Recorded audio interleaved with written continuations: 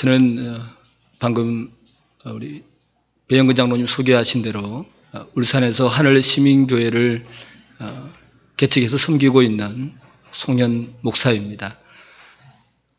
부족한 저를 초청해 주신 우리 박홍섭 목사님과 그리고 한우리교회 당회 장로님들에게 감사를 드립니다. 우리 교회 이름이 하늘시민교회인데요. 이 하늘시민교회라고 하는 이름은 제가 개척을 준비하면서 어떤 이름을 지을까 이렇게 많이 고민을 하다가 빌립보 말씀을 가지고 새벽 기도를 인도할 때였는데 하나님께서 빌립보서 3장 20절 말씀에 저의 시선을 머무르게 하시고 빌립보서 3장 20절에 보면 오직 우리의 시민권은 하늘에 있는지라 거기로부터 구원하는 자 곧 주 예수 그리스도를 기다리노니 라는 말씀이 있습니다. 그 말씀을 제가 너무 깊은 감동을 받고 그 말씀에 깊은 감동을 받고 교회 이름을 하늘시민교회로 해야 되겠다 그렇게 이름을 짓고 우리 그리스도인의 정체성이 뭐냐? 우리가 이 땅에 살아가지만 우리는 이 땅에 집착하거나 이 땅의 것들을 더 붙잡기 위해서 달려가는 인생이 아니라 하나님의 통치 아래 있으며 하나님이 우리의 왕되심을 고백하고 그래서 그분의 다스리심을 즐거워하고 살아가는 하늘시민이다. 그런 마음속에 결론을 내리고 하늘시민교회라는 이름을 그렇게 만들어서 지금 교회에 사용하고 있습니다. 오늘 설교 제목은 예배할 때 알게 되는 것들이라는 제목입니다. 우리가 세상을 살아가면서 이해 못할 일들이 한두 가지가 아니겠습니다만 그 중에 한 가지가 악인들의 형통에 관한 문제라고 생각이 됩니다. 우리는 언연중에 인과응보, 권선징악의 원칙을 믿고 살아갈 때가 많습니다. 착하게 살면 잘 되어야 되고 악하게 살면 망해야 된다는 그런 논리입니다. 어린 시절 우리가 들었던 모든 동화 속에서 우리는 그것을 자연스럽게 받아들였습니다. 그래서 우리는 착하게 살면 잘 되고 악하게 살면 벌 받는다는 것을 어릴 때 동화를 우리가 들으면서 읽으면서 머릿속에 그것을 담아두었습니다. 그런데 어떻습니까? 우리가 살아가는 현실을 보면 꼭 그렇지만도 않다는 것입니다. 사람이 그렇게 악하게 하고 못되게 하면 망하는 것이 자연스러운데 이상하게도 자꾸 잘 되는 것을 볼 때 이해가 안 되는 때가 있기 때문입니다. 우리가 살아가는 세상에서 들려오는 이야기들 가운데 정말 우리로 하여금 화가 나게 만드는 이야기들은 악인들이 온갖 부정을 저지르는데 그들은 별로 벌도 안 받는 것 같고 오히려 다른 사람들이 볼 때 시샘이 날 정도로 잘 풀린다는 것입니다. 악인들의 형통하는 문제에 대해서 성경시대에 고개를 갸우뚱거렸던 한 사람이 있었습니다. 이 사람은 오늘 시편을 기록한 아삽이라고 하는 사람입니다. 아삽은 역대상 6장 39절에 따르면 레위 지파의 후손으로서 에단, 헤만과 함께 이스라엘의 찬양을 주관했던 직책을 담당했던 사람이었습니다. 게다가 아삽은 찬양만 인도하고 주관했던 것이 아니라 그는 가끔씩 하나님의 신, 즉 성령에 감동되어서 이스라엘 백성들에게 말씀도 전했던 인물이었습니다.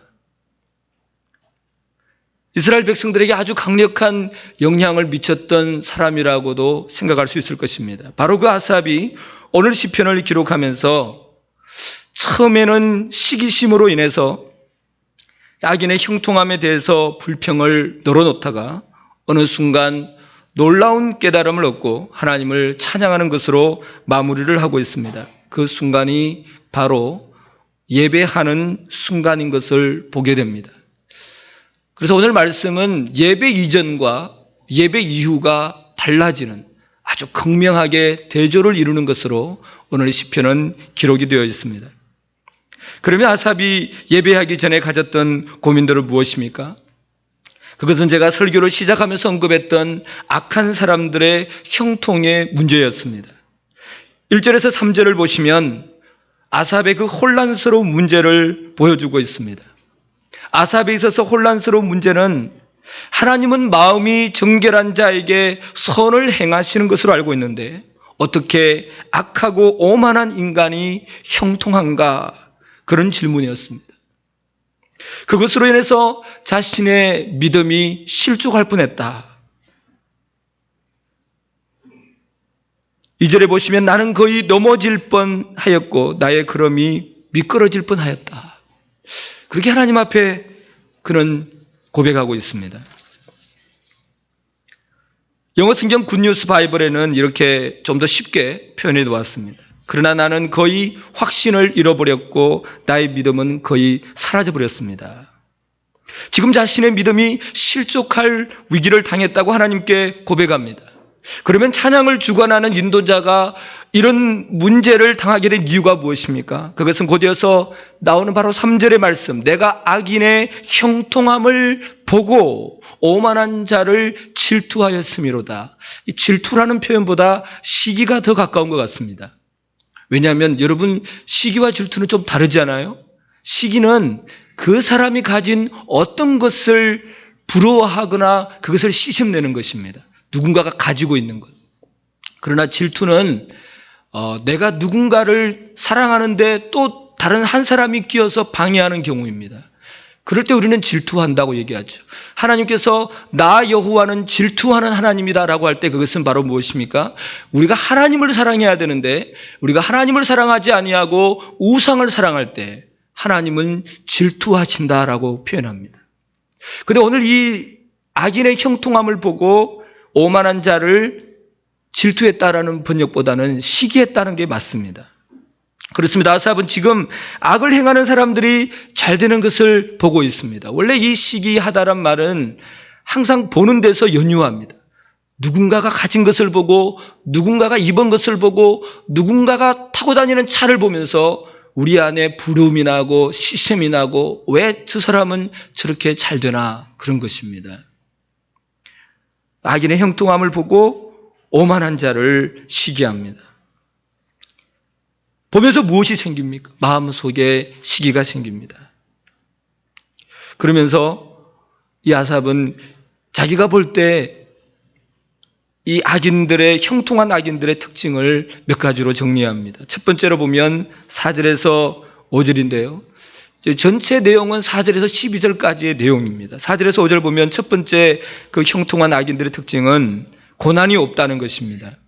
죽을 때도 고통이 없고 건강하고 재앙도 없고 다른 사람들이 당하는 고난도 잘 당하지 않는 것처럼 이 아삽의 눈에는 보입니다. 어쩌면 이 사실은 오늘날도 그런 것 같습니다. 악하면서 부자인 사람들은 어떻습니까? 웬만한 문제들은 돈으로 다 해결하니까 큰 고통을 당하지 않는 것 같습니다. 악한 짓을 하다가 감옥에 들어가면 보석금을 내고 다시 나옵니다.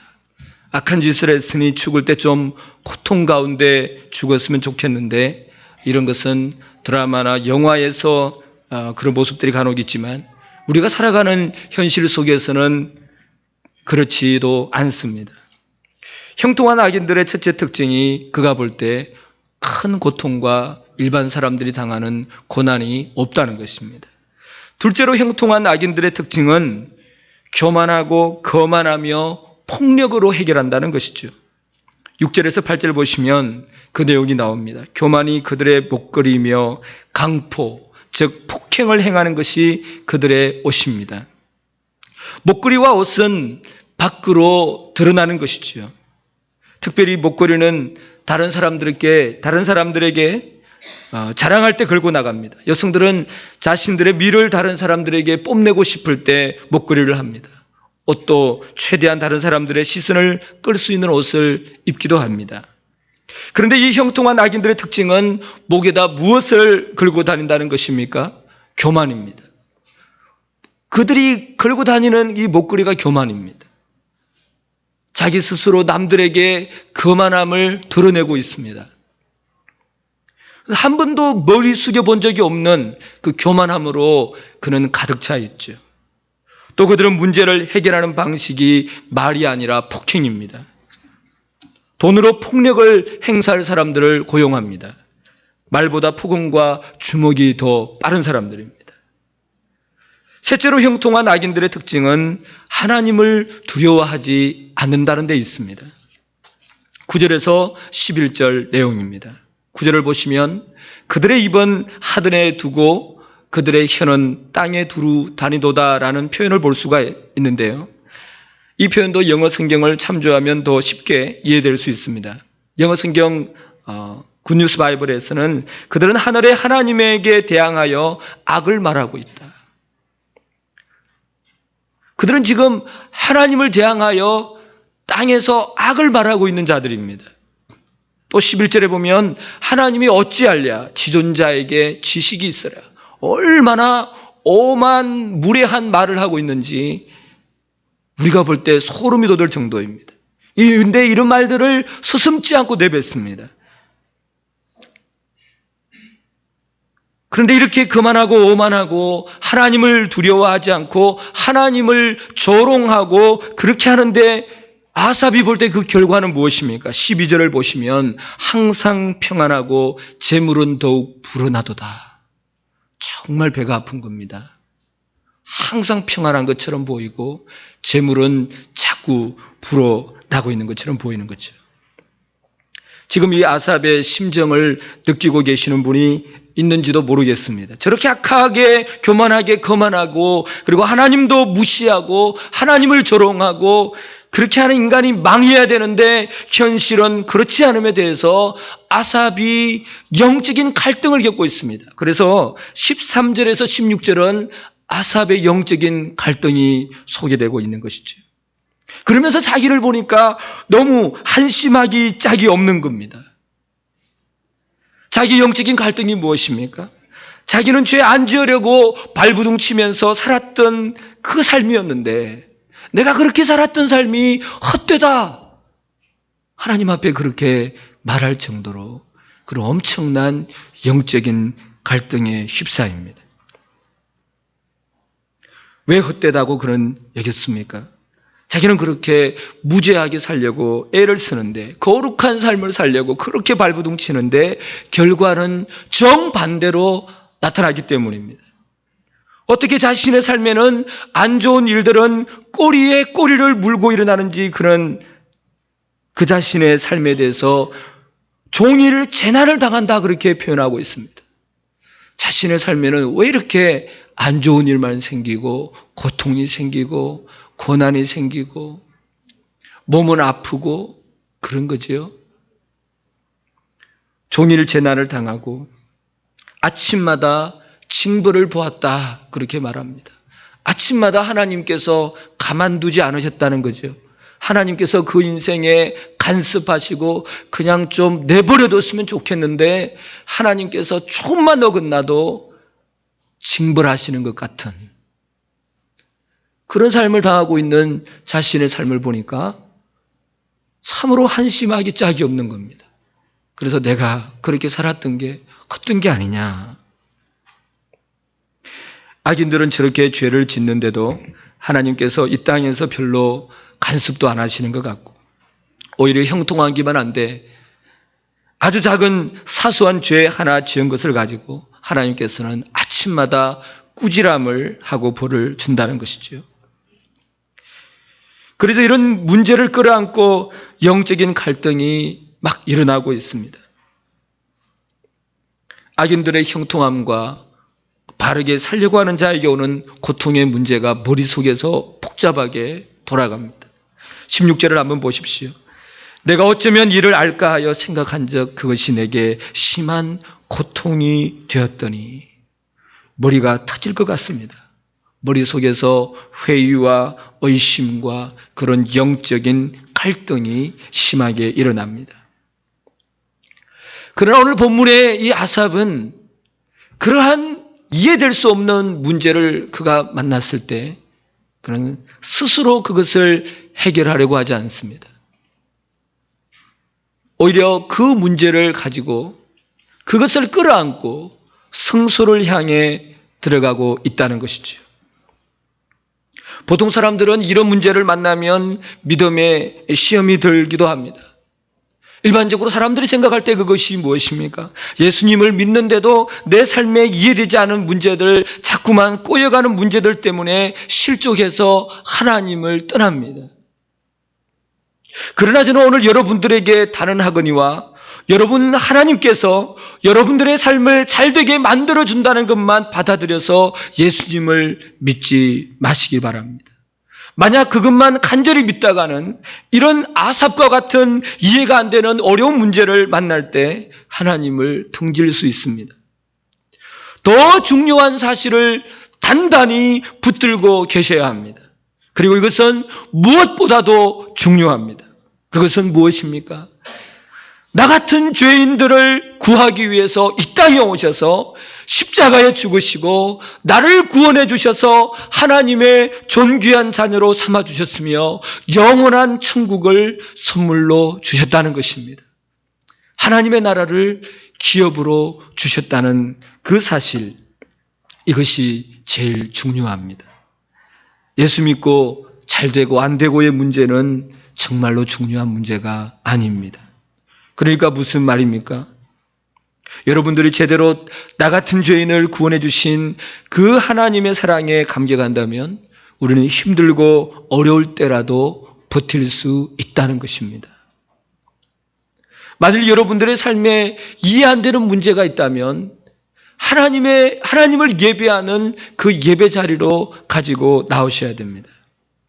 그냥 스스로 갈등하다가 스스로 답을 내린다면 우리는 안 좋은 해답밖에 얻을 수 없습니다. 우리 안에서 선한 것이 나올 수가 없습니다. 아삽은 하나님 앞에 예배하면서 그가 갈등하는 문제에 대한 놀라운 해안을 얻게 됩니다. 아주 엄청난 깨달음을 발견하는 것이죠. 그렇습니다. 사랑하는 성도 여러분, 우리는 예배할 때 하나님을 알게 됩니다. 우리는 예배하면서 하나님이 어떠한 분인지를 더 부여하게 알게 되고 우리가 믿고 따르는 그 하나님이 우리에게 어떠한 분인지를 우리는 경험하게 되는 것이지요. 그래서 17절부터는 새로운 국면에 접어듭니다. 아삽이 성소에 들어갈 때에야 그들의 종말을 내가 깨달았나이다. 그렇게 고백합니다. 17절에 하나님의 성소에 들어갈 때에야. 구약 성경에서 이 하나님의 성소라고 하는 것은 하나님을 예배한다는 것과 같은 의미입니다. 시편 63편 2절에 보면 성소에서 주를 바라보았나이다 그렇게 고백합니다. 그렇습니다. 성소는 주님을 바라보는 자리입니다. 아삽은 하나님을 예배하면서 그에게 하나님의 지혜가 임하고 그리고 하나님의 존전 앞에서 그가 고민하는 문제의 답을 알게 되었습니다. 아삽이 하나님을 예배하면서 알게 된 첫 번째 사실이 무엇입니까? 그것은 하나님의 공의로운 심판이 있다는 사실입니다. 하나님의 공의로운 심판으로 악인들의 마지막이 황폐하게 되는 것을 깨닫게 됩니다. 지금 번성하는 것처럼 보여도 주님께서 그들을 심판하시면 그들이 악을 행하면서도 잘 되는 그들 파멸된다는 것을 깨닫고 있다는 것이죠. 그들이 지금은 형통해 보이는 것 같지만 망할 때는 순식간에 망한다는 것을 깨닫습니다. 그래서 이 악인들의 망함을 꿈에다가 비유합니다. 꿈을 꾸고 나서 사람들이 그 꿈을 그냥 무시하는 것처럼 하나님께서 깨고 나면 그 모든 악인들을 심판할 것을 말씀하고 있는 것이죠. 하나님이 악인들을 심판할 때 하나님의 공의로운 심판을 막을 수 없습니다. 저 역시 아삽의 깨달은 바를 믿습니다. 악인들의 형통, 사실은 배가 아픕니다. 기분이 나쁩니다. 왜 저렇게 악을 행하는데도 별 문제 없는 것처럼 보이는 사람들 볼 때 미칠 것 같습니다. 때로는.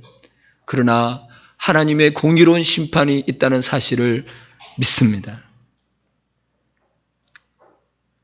또한 아삽이 알게 된 것은 하나님 앞에서의 자신의 모습입니다.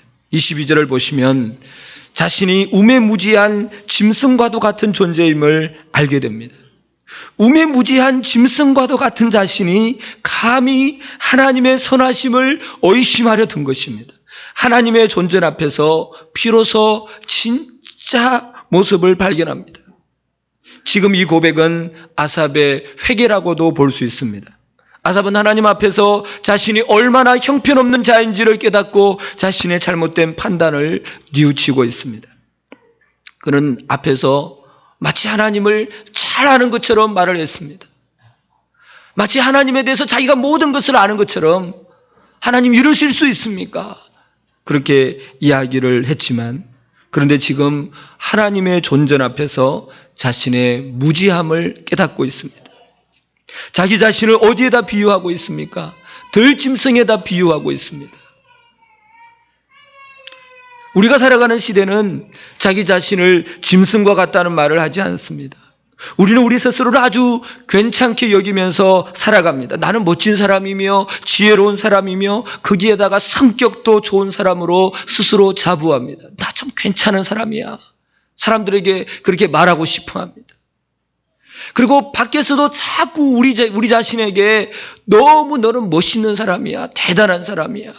그런 이야기를 하면서 우리는 나도 모르게 겸손과는 거리감은 교만해지고 신앙생활 좀 했다 그러면 마치 하는 것처럼 어쓱대고 내가 좀 책을 읽었다 그러면 하나님에 대해서 엄청나게 아는 것처럼 그렇게 교만하게 할 경우가 있다는 것입니다. 그러나 우리가 하나님의 존재 앞에 서게 되면 내가 얼마나 어리석은 자인지 얼마나 무지한 자인지를 알게 됩니다. 예배할 때 진정한 겸손을 깨닫게 됩니다. 여러분들이 진짜 하나님을 예배할 때 그분의 존재 앞에 서면 그 위대하시고 지혜가 한없는 분 앞에 서게 되면 우리 자신이 너무도 초라하게 보이고 아무것도 아닌 것처럼 보여지게 되는 그때가 진짜 하나님을 만나는 때입니다. 그래서 성경에 보면 하나님을 만난 자마다 나는 죄인입니다. 나를 떠나십시오. 화루다 나여 내가 망하게 되었도다. 이사야가 그렇게 고백하지 않았습니까? 베드로가 주님을 처음 만났을 때 주여 나를 떠나소서 나는 죄인입니다. 우리는 하나님을 예배할 때 그분의 존재 앞에서 내가 얼마나 교만한 자인지를 알게 됩니다. 아는 것도 없으면서 마치 많이 아는 것처럼 그렇게 교만했던 우리의 모습을 깨닫게 되는 것이지요. 마지막으로 아삽이 하나님을 예배하면서 알게 된 것은 하나님이 분길이시며 최고의 선이라는 사실입니다. 우리 한글 성경에는 하나님을 가까이 함이 내게 복이라고 번역을 해놓았습니다만 원어에 따르면 하나님을 가까이 함이 내게 선이다 그런 뜻입니다. 그렇게 큰 차이는 아니라고 생각이 됩니다. 23절에서 28절의 핵심 주제는 바로 하나님이 상급이라고 고백하는 데 있습니다. 이것은 무엇에 대한 대비되는 고백입니까? 12절에 대비되는 고백입니다. 아삽이 불평했던 이유들 중 하나는 바로 항상 이 악인들이 평안하고 악인들에게 재물이 불어나는 것이었습니다. 이제 이 아삽이 하나님을 예배하면서 알게 된 것이 무엇입니까? 재물이 불어나는 것이 선이 아니라 그게 좋은 것이 아니라 그게 복이 아니라 하나님을 가까이 하는 것이 선임을 그것이 복임을 깨닫게 된 것입니다. 오늘 한국 교회의 잘못된 축복론으로 얼마나 많은 사람들이 병든 신앙생활을 하는지 모릅니다. 사람들이 생각하는 복이 무엇입니까? 사람들이 생각하는 선이 무엇입니까? 좋은 게 무엇이에요? 그것은 외적으로 잘 되는 것이 복이라고 생각하는 것입니다. 건강하고 절대 아프지도 않고 그리고 물질도 좀 넉넉하고 자녀들도 잘 되고 뭔가가 좀 외적으로 잘 되면 사람들은 복 받았다. 야, 참 좋은 일이네. 그렇게 말을 합니다. 그래서 사람들은 하나님께 무엇인가를 얻어내기 위해서 신앙생활을 하는 것 아닌가 그런 느낌도 받을 때 있습니다. 기도가 하나님의 뜻에 굴복되는 것이 아니라, 기도가 하나님의 뜻에 순종하는 것이 아니라 하나님으로부터 무엇인가를 얻어내기 위한 수단으로 사용하는 사람들이 적지 않습니다. 사람들이 금식하는 사람들이 간혹 있잖아요. 언제 합니까? 무엇인가를 하나님으로부터 해결받을 때, 내가 밥을 굶는 한이 있더라도 하나님으로부터 얻어내고야 말겠다는 그런 결의와 의지를 가지고 금식합니다. 얼마나 잘못된 겁니까, 여러분? 금식은 그런 식으로 하는 게 아닙니다. 금식은 하나님 앞에서 내가 어떠한 식물을 의지해서 사는 인생이 아니라 하나님을 의지해서 사는 연약한 존재임을 고백하면서 드리는 것이 금식입니다.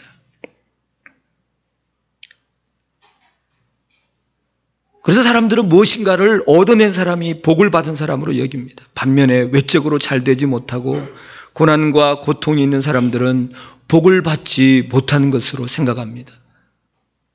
주 안에서 사랑하는 한우리교회 성도 여러분, 우리 그리스도인들에게 가장 좋은 복은, 가장 좋은 것은 하나님을 가까이 하는 것입니다.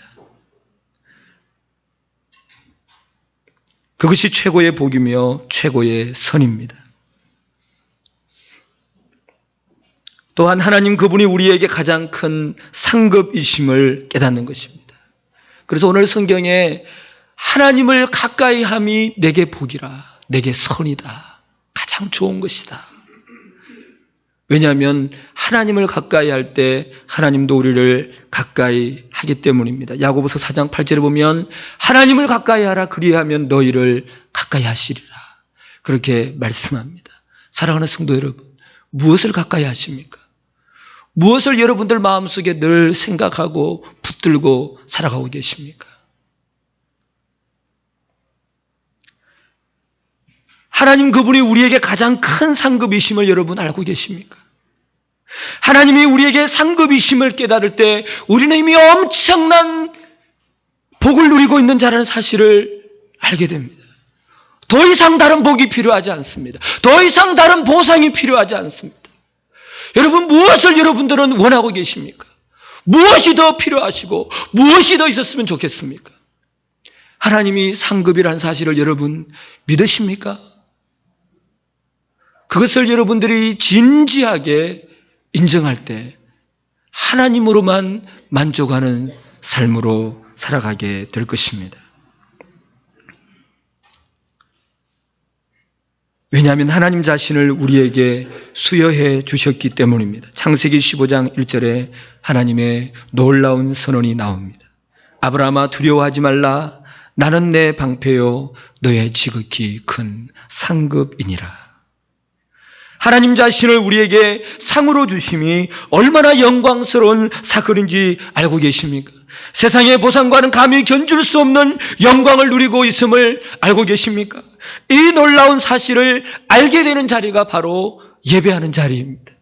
우리는 예배할 때 하나님만이 나의 상급이심을, 그리고 그분으로 나의 만족이 있음을, 그분이 나의 모든 것이 되심을 우리는 고백하게 됩니다.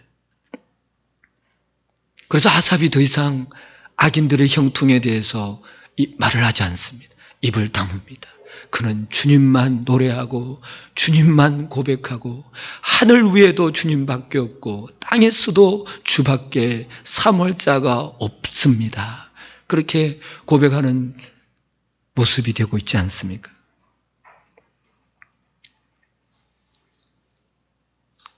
매주일마다 하박국서 강의를 하고 있는 것으로 알고 있습니다.